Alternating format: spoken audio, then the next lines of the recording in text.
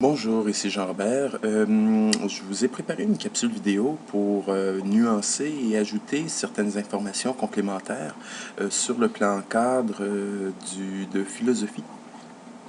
Il y a quelques éléments que j'ai relevés qui pourraient être intéressants d'en discuter avec vous et que je n'avais pas fait lors de la première version de la capsule qui est disponible sur YouTube actuellement. Donc, le premier élément que je trouve pertinent à ajouter avec vous, c'est que si je vous rappelle, dans le plan cadre de philosophie, il y avait l'énoncé de compétences et, dans le fond, la discussion sur chacun des éléments de compétence et la façon dont les activités d'apprentissage pouvaient se faire et la façon dont les activités d'évaluation pouvaient se faire aussi.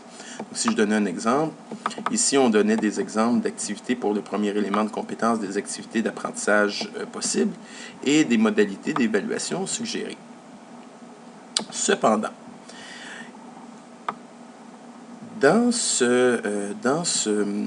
pour cet élément de compétence, on n'associe pas les objectifs d'apprentissage qui sont développés localement.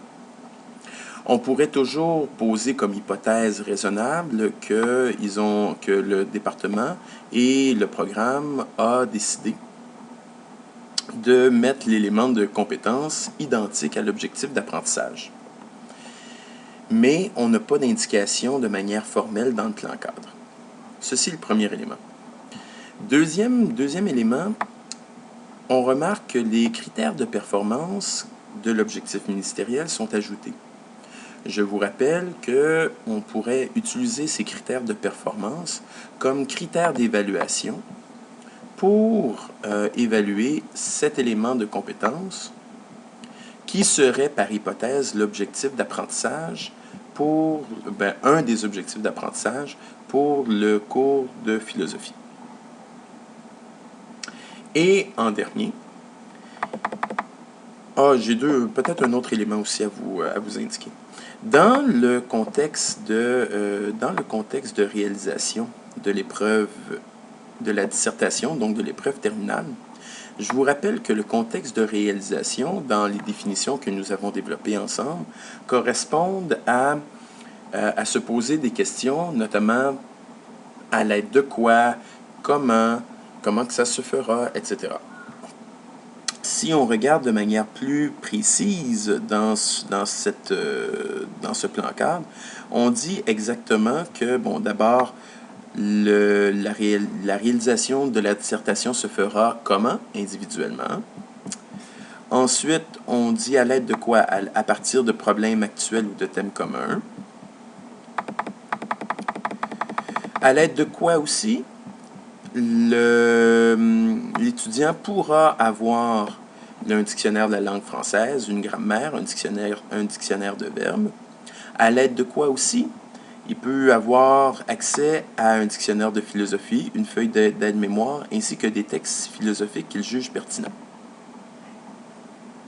Donc, ceci est en lien directement avec la définition de qu'est-ce qu'un contexte de réalisation dans l'objectif ministériel.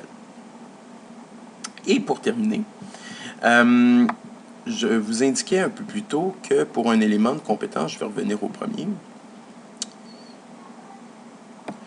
Pour le premier élément de compétence, on pouvait, par hypothèse, peut-être déduire que l'objectif d'apprentissage développé localement à l'école, au cégep, serait identique à l'élément de compétence.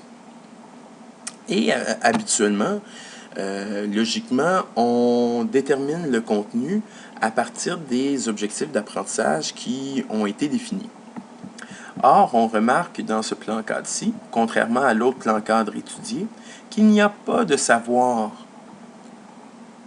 Il n'y a pas de contenu ou de savoir ou de savoir-faire indiqué dans ce plan cadre-là. Donc, ça laisse ceci peut-être une plus grande marge de manœuvre à l'enseignant, mais on peut se poser la question, est-ce que deux étudiants à deux sessions différentes auront les mêmes savoirs qui seront enseignés? C'est la question qu'on peut se poser. Donc, voici les éléments que je trouvais importants d'ajouter par rapport à l'analyse de ce plan cadre. Je vous remercie et vous souhaite une bonne journée.